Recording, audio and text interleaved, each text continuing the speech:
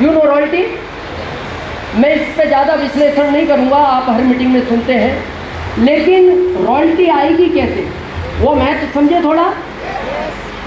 पहला, जब भी किसी की मीटिंग हो उस मीटिंग में नए 2 लोगों को लेके आना अगर आपको रॉयल्टी चाहिए। किसको? जिनको इस बार लाए उनको नहीं लाना, उनको कहना तुम अपने 2 को लेके जाओ, मैं नए 2 को लेकर आऊंगा अगर आपको रॉयल्टी चाहिए। क्योंकि रॉयल्टी के बारे में मैं ज़्यादा विश्लेषण नहीं करता, यही इसका सिक्योरिटी पॉइंट है। जिंदगी के बाद भी, जिंदगी के साथ भी 7 पीढ़ियों तक रॉयल्टी सिस्टम मिलता है। ये 2 आएंगे नहीं, आएंगे नहीं, लाना पड़ेगा। याद करो, पहला दिन स्कूल गए थे या ले जाए गए थे? ले जाए गए थे। किसके द्वारा? अपलाइन के, वही पिताजी करता धरता जैसा आपकी अपलाइन होती है। क्यों जाना नहीं चाहते थे? क्योंकि आपको भविष्य नहीं दिखता था, पिताजी को आपका भविष्य दिखता था। ये 2 लोग आना नहीं चाहेंगे क्योंकि इनको आर्थिक में इनका भविष्य नहीं दिखता, आपको दिखता है। तो आदमी 2 चीज से समझता है भारत में, या तो किसी की बात सुनने से या किसी चीज को देखने से। जो लोग अभी भी आपकी बात नहीं सुन रहे उनको 24 सितंबर को लाओ, केसी सर की बात सुनवाओ। फिर भी ये ना समझे तो एक बार इनको भीलवाड़ा दिखाओ, ये फिर देख के समझेंगे। भीलवाड़ा देख के भी ना समझे तो एक बार इनको आरसीएम वर्ल्ड दिखाओ, उसको देख के समझेंगे। उसको देख के भी ना समझे तो एक बार इस कंपनी के मालिक को दिखाओ, उनको देखकर समझेंगे। और उनको देखकर भी ना समझे तो फरीदाबाद में आकर किसी अच्छे डॉक्टर को दिखाओ। फिर तो कोई ना कोई टेक्निकल प्रॉब्लम है। तो रॉयल्टी का पहला स्टेप क्या है? हर मीटिंग में नए 2 लोगों को, हर बार नए 2 को लाना है। क्लियर है? सेकंड, जल्दी रॉयल्टी चाहिए, फैमिली को इन्वॉल्व करो, पत्नी को कोशिश करो मीटिंग में साथ लाओ। मैं ये नहीं कह रहा बॉम्बे, कलकत्ता आसपास मीटिंगें ला सकते हो तो लाओ। आज ये बहुत सारी महिलाएं, मैं बहुत खुश हूं इनको देखकर, और मैं आपसे वादा करता हूं जिनके साथ ये आई हैं उनको आरसीएम में कोई डायमंड जाने से रोक नहीं सकता, रोक ही नहीं सकता। पता है क्यों?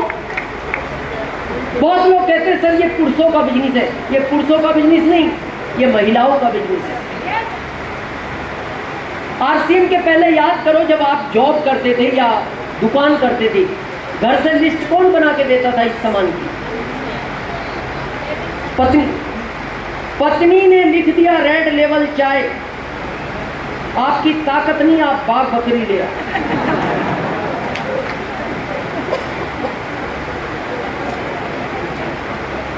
देखो एक लाइन में समझना, आदमी कितना भी स्वामी विवेकानंद हो वो घर के बाहर ही होता है। घर में इंटर होते ही उसका विवेक बाहर रह जाता है, अंदर खाली नंद नंद घुसता है।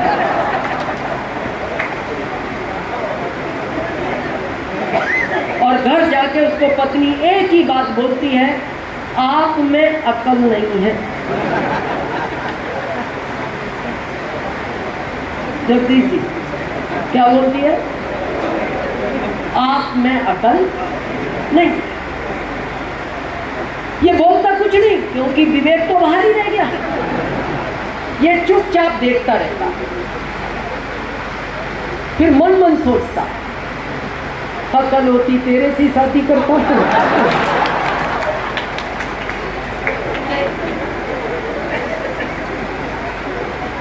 आरसीएम को लेके जितने भी झगड़े हैं वो पत्नी के हैं, परिवार। उसको पता नहीं ये सिस्टम क्या दे सकता है और आप कर रहे हैं। भाई मान लो उसने लिस्ट में लिख दिया रिम डिटर्जेंट केक लाना है और आप भी ले आए, वो आती यही कहेगी ना, मेरे को पता थी आप में अकल नहीं। जब व्हील लिखा था ऋण क्यों आया? ये कहता वो आज क्या था, दुकानदार के पास वो ऋण था नहीं था, कल ले आते। वॉशिंग मशीन कहीं भाग गई, मैं भाग गई, कपड़े भाग गए, परसों धुल जाते, वापस करो इसको। ये बोलता है पुराना दुकानदार है, अब अच्छा नहीं लगता। नहीं, अच्छा क्या नहीं लगता, मैं ऋण से कपड़े नहीं धोऊंगी, मैंने कई बार धोए, मेरी स्किन खराब होती है। या तो चेंज कराओ या फिर कपड़े आप धोना, और अपने ही नहीं, हाँ मेरे भी। अब चेंज कराना आसान है या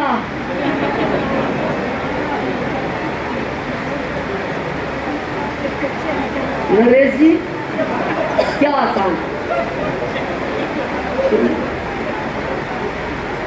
और हमारे साथ यही हो रहा है, हम घर में ले जाके प्रोडक्ट रख देते हैं हर सिम के, पत्नी इन्वॉल्व नहीं है, वो रोज बोलिए किसने कहा था ये लाने का। और हम देखो एक्चुअल क्या हो गया, अभी मैं सुबह किसी से बात कर रहा था, जयप्रकाश जी होटल में थे। आदमी भारत का लर्निंग मोड में नहीं रहा, ये टीचिंग मोड में चला गया। प्राकृतिक हमें हर पल सिखाना चाहती है, हम सीखना नहीं चाहते। जिनको हम कमजोर मानते हैं, भारत में सारी ताकत भगवान ने इनको एक्स्ट्रा दी है। आपको ज्ञान चाहिए, मां सरस्वती के पास जाओ। पैसे चाहिए, मां लक्ष्मी के पास जाओ। ताकत चाहिए, मां दुर्गा के पास जाओ। पुरुष डिपार्टमेंट के पास क्या है? न्यूट्रल डिपार्टमेंट है ये। आप एक ताकत बताओ, आपके कौन से भगवान में एक भगवान में बताओ ताकत है? विष्णु जी आंख नहीं खोल रहे। उनसे जाके पुरुष वर्ग में कहा, प्रभु महिलाओं के साथ 3-3 देवियां हैं, हमारा कोई ध्यान करेगा कि नहीं? वो कहते हैं देखो, पहले खारे पानी में लेटा रखा है मेरे को, दूर तक पीने का पानी नहीं है, और मेरे से अपेक्षा रखते हो मैं तुम्हारी कोई मदद करूं? मैं कोई आंख नहीं खोलूंगा, लक्ष्मी से जाके मिल लो।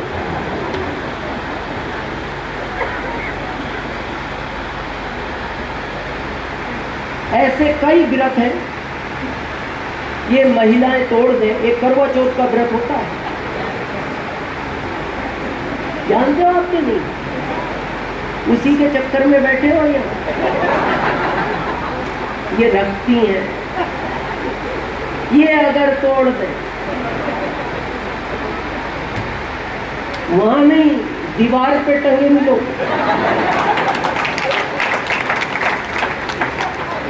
ये जानती है, देखो कितनी ताकत दी भगवान ने। ये अगर वो व्रत तोड़ दे, और ऐसे कई व्रत हैं, आप एक ऐसा व्रत बताओ पुरुष तोड़ दे और इनको सर्दी हो जाए। आपने भी कहा गुस्से में, आप तोड़ दिया, कुछ नहीं होना इनको, और ये तोड़ दे।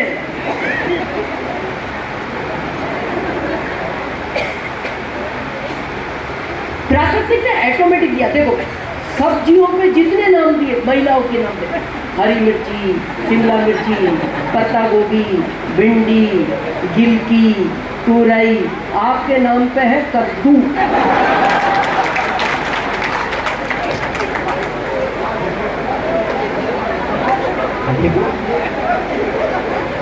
अब ये तो इन्होंने नहीं रखे ना सब्जियों के नाम, ये कोई तो रख के गया होगा, मैं भी नहीं जानता किसने रखे।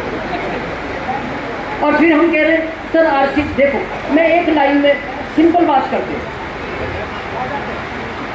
आपकी अपनी जरूरत क्या है per month, only for you, know include पत्नी, बच्चे, माता पिता। कितना खर्च है जगदीशी आदमी का?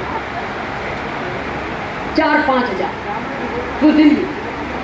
मैं कह रहा हूं आप डायमंड भी बन जाओगे ना, 5 ही हजार खर्च रहेगा।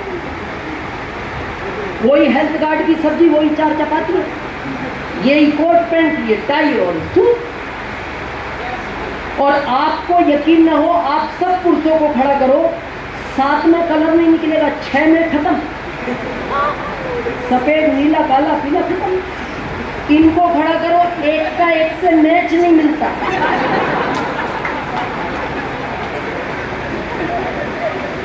तो फिर 25 लाख क्यों चाहिए? जब आपका 5,000 का खर्च है, क्यों चाहिए 25 लाख?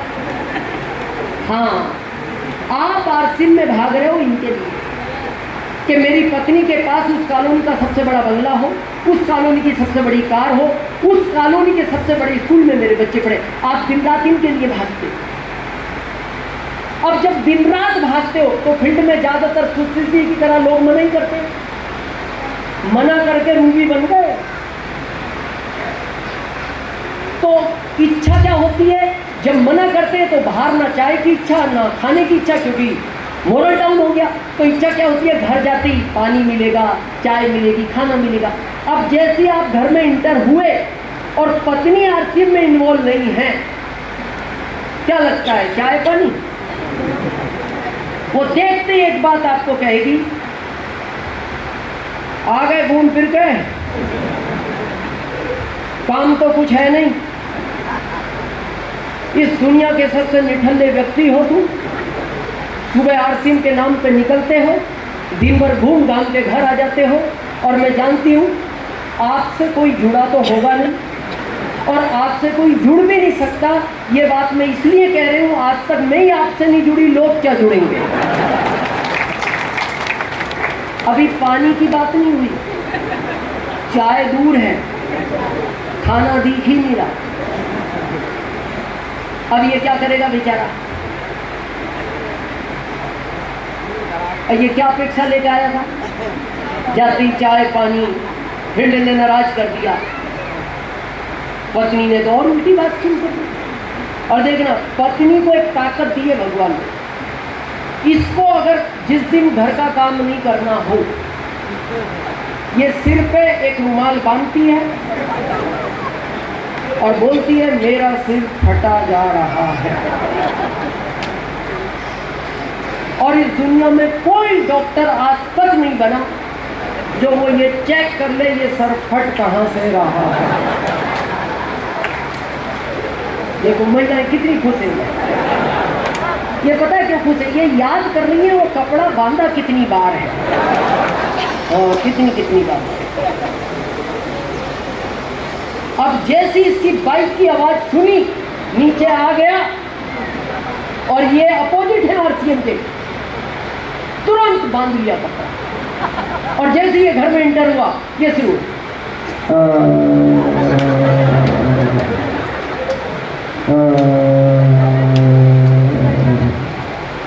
अब ऐसे में ये पानी मांगे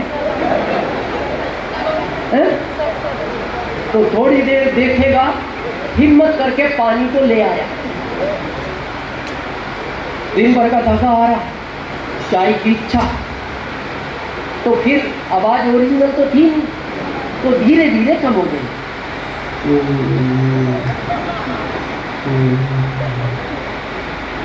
5 मिनट बाद इसको पता लग गया रिलैक्स है मामला। तो फिर इसने हिम्मत की, चाय मिल सकती है एक कप? चाय की पड़ी है तुम्हें? जब से गए सर हटा जा, हाँ बनाओ एक कप मेरी भी बनाना। ये तो फंस गया चाय में। अब रात का क्या लगता है, खाने का क्या है ये?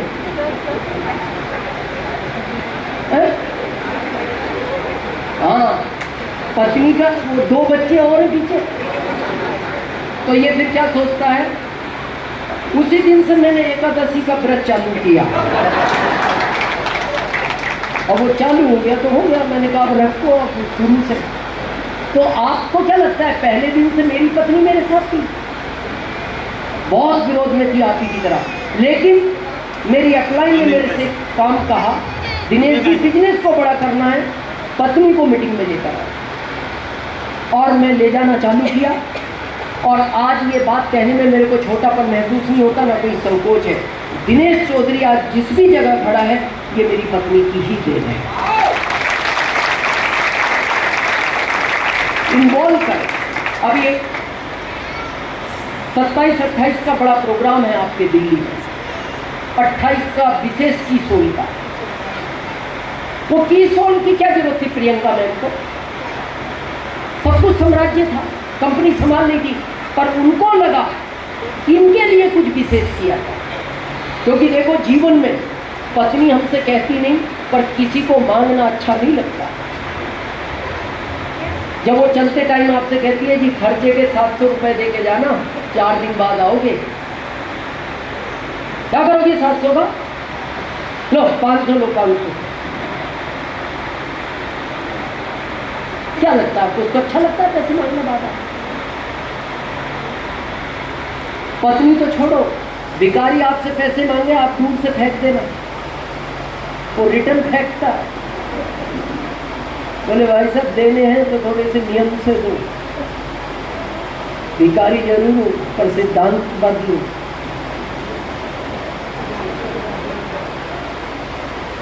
और हम बने ले 500 का ले, कितनी महंगाई होगी 4 दिन में। कहे तो वो भी कुछ भी सकती थी, पर वो माता पिता ने एक बात सिखाई है उसको, भारत के संस्कार में बोलती है, कुछ भी हो बेटा रहना वही है। शादी के टाइम उसके माता पिता उसे ऑप्शन दे देते ना, जब तक अच्छा लगे रहना,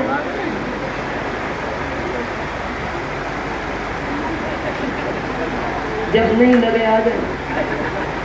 आधे लोग सिंगल होते हैं। तो उस प्रोग्राम की तैयारी करें, एनिवर्सरी की तैयारी करें। और अब मैं अपनी बात खत्म करने की तरफ चल रहा हूं। बचे 10 रुपए, आगे वालों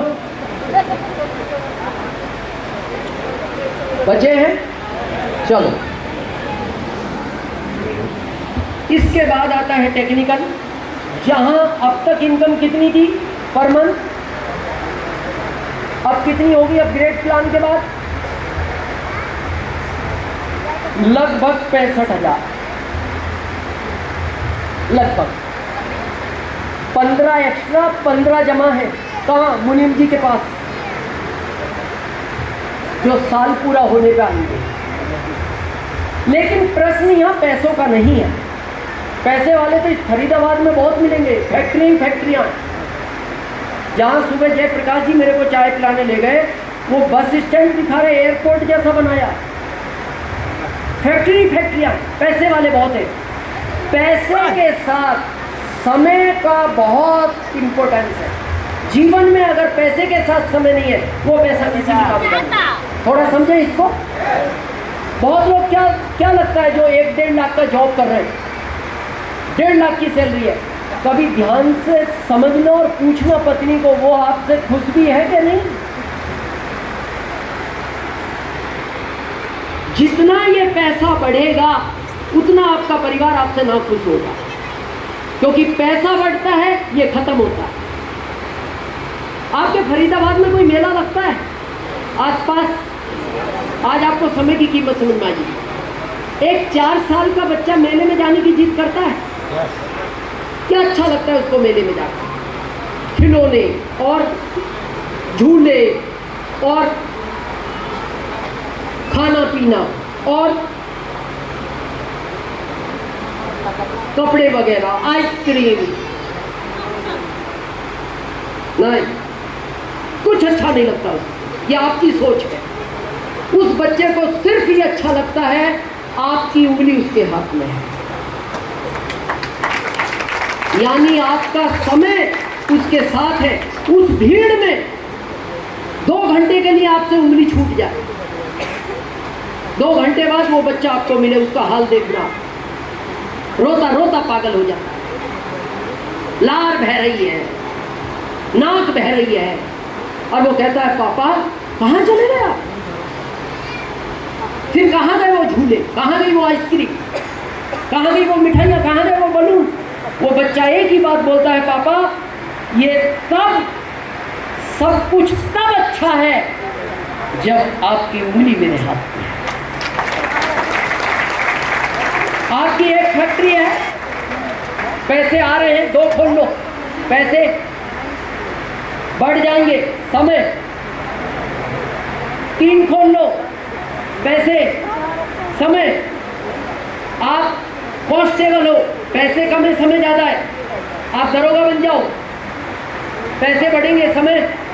एसपी बन जाओ, पैसे बढ़ेंगे समय। आईजी बन जाओ, पैसे बढ़ेंगे समय कम होगा। जिंदगी के हर क्षेत्र में यही रूल है, अगर पैसा बढ़ेगा समय खत्म होगा। मैं आरसीएम के पहले जॉब करता था, कितने रुपए में? 2075 में घर नहीं चलते, मैं पार्ट टाइम करता था, 16 घंटे जॉब करता था मैं पर डे। कितने और रुपए कितने आते थे मेरे पास? लगभग 3000। 16 घंटे काम करता। आज मैं 1 लाख रुपया भारत सरकार को टैक्स देता हूं महीने का आरसीएम से, और अभी भी मैं 16 घंटे काम करता हूं एक महीने में। ना जो लोग जॉब पे पहली तारीख से जॉब पे जा रहे हो, 30 तक जाओगे तो सैलरी मिलेगी 1 या 2 तारीख को, जो भी 1, 1.5 लाख 2 लाख जो भी। मैं पता है आरसीएम में कितने दिन काम करता हूं महीने में? 4 दिन, 2-2 घंटे। बाकी मैं 25 दिन अपने पोते के साथ खेलता हूं। जब मैं कल निकला तो मेरे से पूछ रहा था, दादू कब आओगे? मैं क्या बेटा मंडे मॉर्निंग आऊँगा। वो मेरे साथ शाम को फुटबॉल और टेनिस खेलता है। तो मैंने कहा बेटा कल एक काम करना, पर्व नाम है, मैं उसको प्रेम से प्रभु बोलता हूँ। मैंने कहा प्रभु कल दादी के साथ खेल लेना टेनिस, फुटबॉल तो वो नहीं खेल पाएगी, फुटबॉल मैं खेल लूँगा, और उसको खिलाना भी मत फुटबॉल, टेनिस खिलाना, फुटबॉल मैं खेलूँगा। इस तरह की लाइफ जीनी है। अभी मैं सुबह इनके साथ आ रहा था, नरेश जी थे,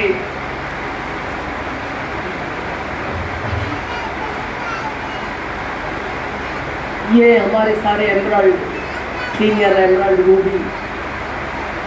तो मैं इनको मेरे घर का वो दिखा रहा था कैमरे पर लाइव।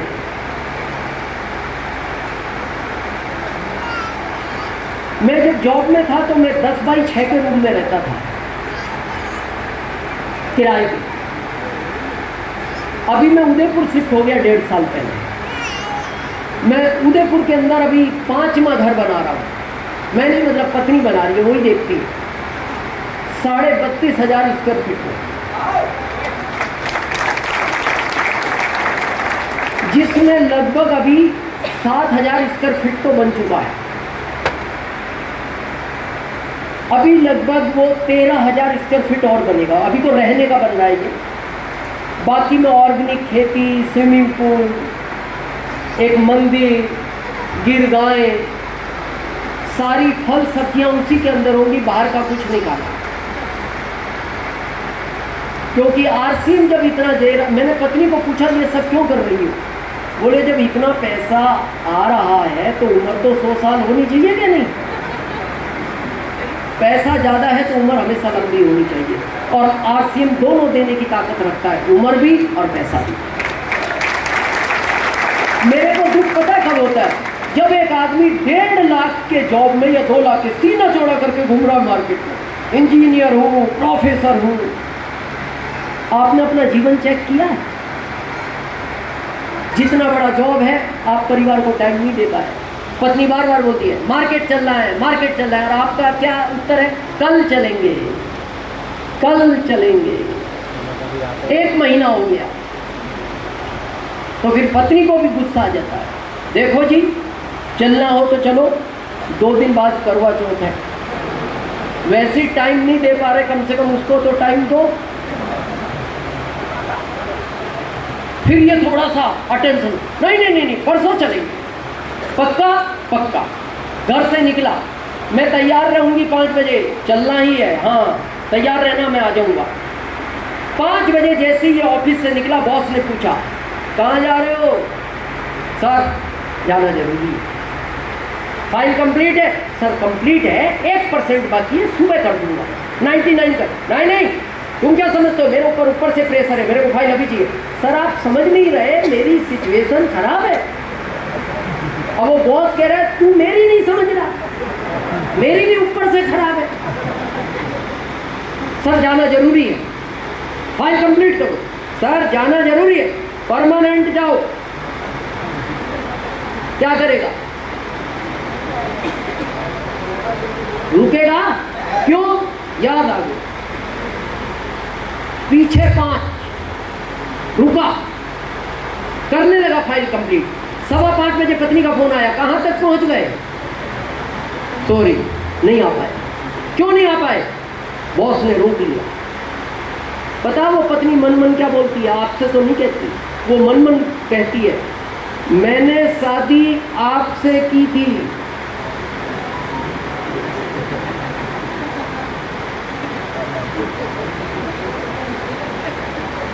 बॉस से उसने रोक लिया, मैंने कहा था ना। क्या जीवन है? बड़ी फैक्ट्री है, आप दिन के 5 लाख कमा रहे हो। पत्नी ने कहा मार्केट चल रहा है, हम क्या बोलते हैं? 1 लाख रुपए भेज रहा हूं, कार और ड्राइवर भेज रहा हूं। वो मन मन कहती है, मैंने शादी आपसे की थी। और देखना, जितने पैसे वाले हैं ये पत्नियों के साथ ये नहीं ड्राइवर घूमते हैं। जितना ज्यादा पैसा उतने ज्यादा नौकर साथ।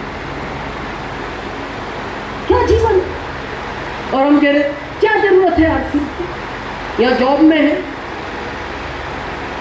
ईमानदारी से बताना, आपके फरीदाबाद में जो भी लोग जॉब करते हैं, पूरे भारत के अगर सर्वे करें, अपन फरीदाबाद की बात करते हैं, जॉब वाला व्यक्ति शाम को सब्जियां ज्यादा खरीदता है या सुबह में? शाम को। पता है क्यों? सुबह सब्जियां ताजी मिलती हैं, महंगी मिलती हैं।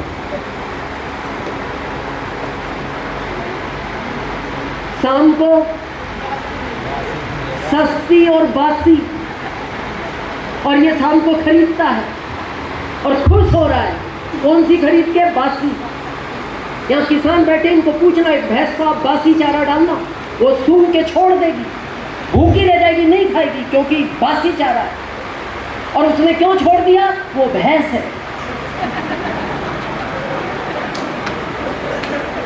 मैं आगे नहीं कहना चाहता, पहली 5 साल में नंबर आया है, फिर आप क्या यार कैसे आदमी को लेके आते हो आप? लेकिन ये कड़वा सच है, और मैं जिया हूं ऐसी लाइफ, लेकिन मैं चाहता हूं ऐसी नहीं जीनी चाहिए। लास्ट में मैं अपनी बात खत्म कर रहा हूं इस शब्द के साथ, जिसके लिए मैंने आरसीएम किया। अभी जब मैं जयप्रकाश जी से बात कर रहा था स्टेशन से आते हुए, तो मेरे को लगा शायद मेरा और जयप्रकाश जी का आरसीएम करने का एक ही कारण था।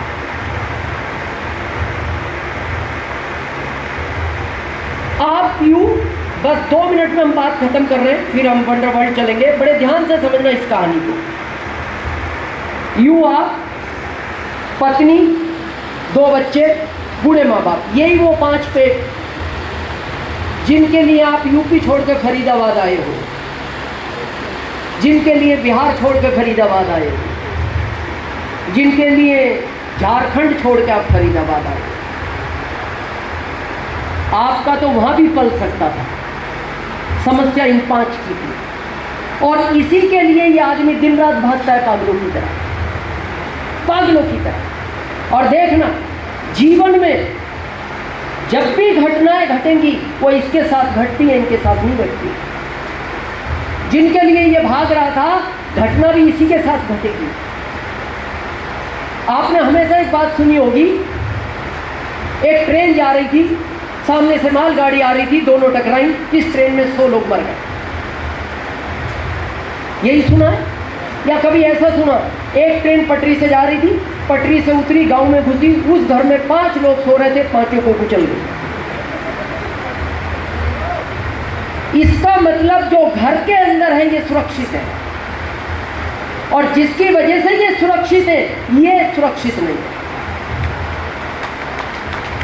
ये सुरक्षित नहीं। अब मैं आपसे एक प्रश्न पूछना चाहता हूं, भगवान कभी किसी के साथ ऐसा ना करे। जिस दिन इस मुखिया के साथ कोई घटना घटती है, सिर्फ उन परिवारों से मिलना आप एक बार, उनका आप दर्द सुनोगे ना, आपको 1 महीना नींद नहीं आएगी। इस कोरोना में बहुत लोगों ने खोया है इस मुखिया को। ये एहसास है नहीं हमें और हम समझदार इतने हैं, जानते सब कुछ है। कार के बारे में कितने लोग नॉलेज रखते हैं? कितने पहियों पे दौड़ती है वो कार? 4। आप जब नई कार लेते हो, चारों पहिए नए हैं, जितने अगले घूमते हैं इतने पिछले घूमते हैं। ईमानदारी से सोच के बताना, घिसते कौन से पहले? अगले। चले बराबर किलोमीटर है, अगले ही क्यों घिसे?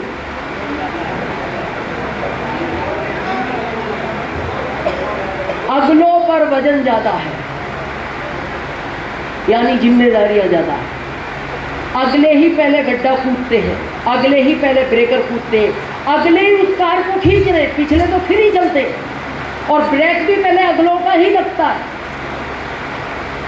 सेम जीवन है हमारा उसी कार की तरह। आप उस परिवार के अगले पहिए हो।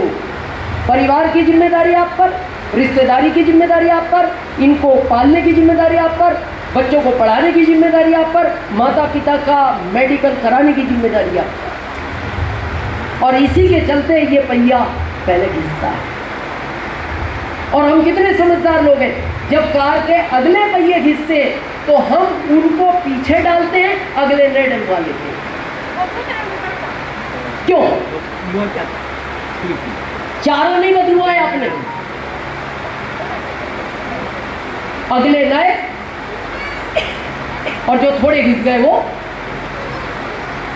क्या कारण है? नियम ये है, वो ही हमारी जिंदगी का है कि कार अगर 110 पे चल रही है और अगले टायर अगर फट जाए कार के, वो कार बिना पलटे नहीं रुकती।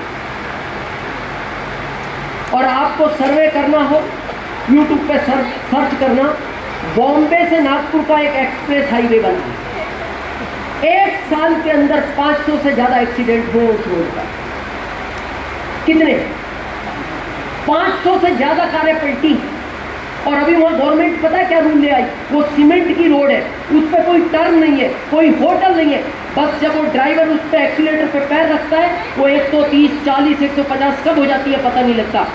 तो सीमेंट की रोड पे टायर जल्दी गर्म होता है और कमजोर है तो वो फट गया तो वो कार पलटती है और एक भी नहीं बचता 500 से। अभी गवर्नमेंट क्या नियम ले आई?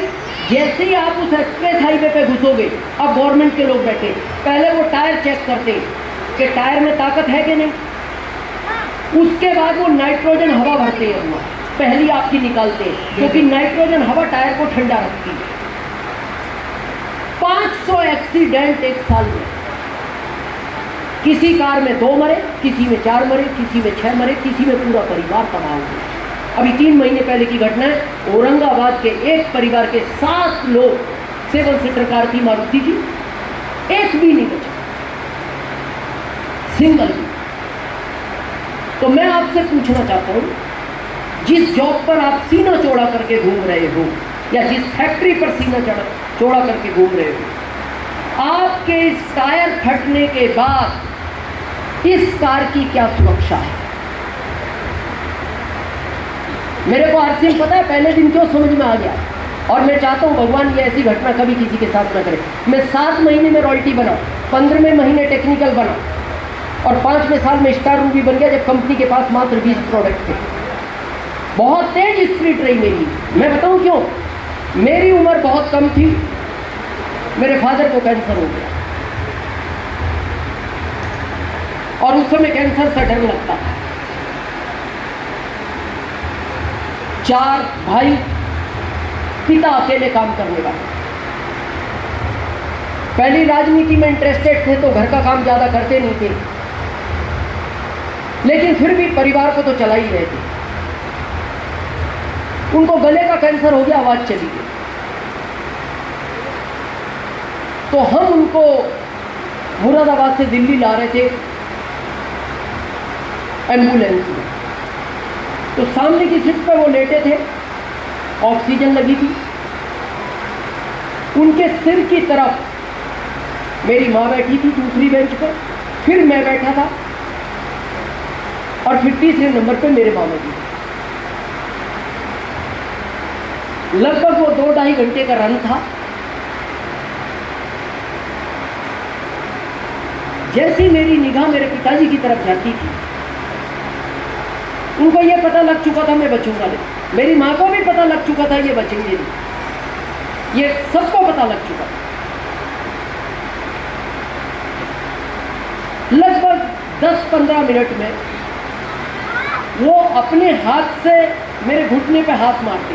मैं कहाँ था? बीच में, जबकि मेरी माँ मेरे पिताजी के बिल्कुल सर के नजदीक थी। और मारने के बाद वो मेरी माँ की तरफ इशारा करती। तो मैं छोटा था, ज़्यादा समझ नहीं, तो क्या लगता था एक बच्चे को कि कुछ कहना चाह रहे माँ से। तो मैं माँ से बोलता था, माँ शायद पिताजी कुछ कह रहे हैं। तो मेरी माँ पूछती थी क्या हुआ, वो रोने लग जाते थे और फिर हाथ से इशारा करते थे कुछ। तो हम भारतीय संस्कृति के अनुसार क्या समझते हैं कि मामा जी थे। तो एक पति कभी भी बच्चों के सामने पत्नी को टच नहीं करता। मैं ये सोचता कहना इनसे चाह रहे हैं, हाथ मेरे मारते शायद इसीलिए, मैं बच्चा था। ये रास्ते में कम से कम 15-20 बार हुआ। हाथ मारा, माँ की तरफ इशारा किया, रो पड़े। माँ पूछती क्या हुआ? 1 महीना एडमिट रहे, ऑफ हो गए। मामा जी जब अंदर से आए, उन्होंने मेरे से आके कहा, बेटा जिया जी नहीं लगे।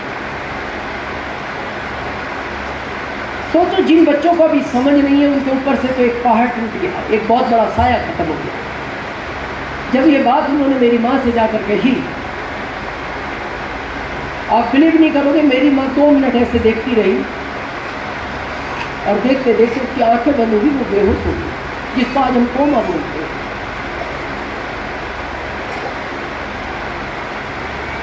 मामा जी ने पानी मंगवाया, कंप्यूटर लेके आए, छिड़का। 20 मिनट बाद वो होश में आई, फिर बहुत तेज रोई और वो एक ही लाइन बोलती थी, सब कुछ उजड़ गया, कुछ नहीं बचा। कभी वो दीवार में सर मार। हमें ये चिंता, उधर पिताजी संभालेगा कौन, माँ को कौन संभालेगा। मामा जी ने घर खबर भिजवाई, किसी को भेजो। 3-4 लोग गाँव से आए। 3 साल तक वो मेरी माँ कोमा में रही। 3 साल होश आता, थोड़ा सा पहले हम कुछ खाने को देते और फिर एक ही बात बोलती, बेटा कुछ नहीं बचा हमारे पास। और फिर वो थोड़ी देर रोती, बेहोश हो। इतना टेंशन हो गया हमें, कुछ दिन बाद ऐसा लगा कि शायद हम माँ को भी खो देंगे। तो उस समय साधन नहीं थे, तो हमने किसी से खबर भिजवाई मामा जी के गाँव, मामा जी को भेजी। मामा जी को हमने बोला, मामा जी आप अभी हमारे साथ रहो, 2-4 महीने तो रहो, माँ को ना खोते, हम पिता को तो खो चुके। उन्होंने कहा, नहीं बेटा चिंता मत करो, मैं हूँ। तो वो मेरी माँ को समझाते थे, बहन क्यों परेशान हो, हम इन बच्चों को पढ़ाएंगे, हम इनकी शादियाँ करेंगे, हम तुम्हारी खेती करेंगे। तो मेरी माँ कहती थी, भाई मेरी माँ बड़ी, क्या समझा रहे हो मेरे को, तुम्हारे बच्चों को पालोगे, हमारे को पालोगे, तुम्हारे बच्चों की शादियाँ करोगे, मेरों की करोगे, तुम्हारी खेती करोगे या मेरी करोगे, क्या मेरे को समझाते हो? कुछ नहीं बचा, हमारा उजड़ चुका है। भाई मेरे को क्या समझा रहे हो, मैं बड़ी हूँ तुमसे। 3 साल जैसे निकले, धन्यवाद उस भगवान का, मेरी माँ ठीक हो गई, आज भी अच्छी है। लेकिन जब मैं बड़ा हुआ, वो राज की बात समझ में आई। जब मैं बड़ा हुआ, ये समझ मेरे को तब आई, वो क्यों मेरे हाथ मारते थे और क्यों मेरी माँ की तरफ इशारा करते थे। वो मेरे हाथ मार के एक ही बात बोलते थे, बेटा मेरे बाद तेरी माँ का कोई सहारा नहीं है, ये जी नहीं पाई, बस इसको तकलीफ ना आए मेरे जाने के बाद, तेरी ये जिम्मेदारी बनती है। और वो हमने निभाई। आज मेरी माँ अच्छी है।